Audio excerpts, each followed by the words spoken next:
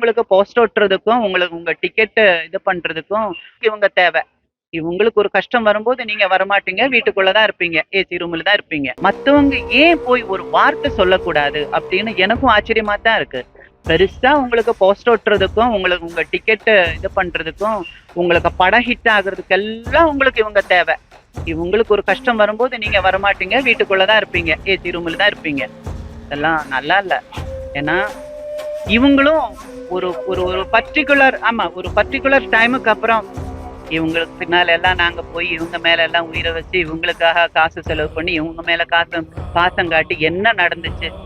ஒண்ணு வந்து பார்க்க முடியலையா? நாங்க அந்த படம் பார்க்கல. அப்படின்னு முடிவு பண்ணா, அவ்வளவுதான். இவங்களும் வீட்ல உட்கார வேண்டியதுதான் எல்லாரும். ஆ நான் வந்து சொல்லுங்க. ஆமா.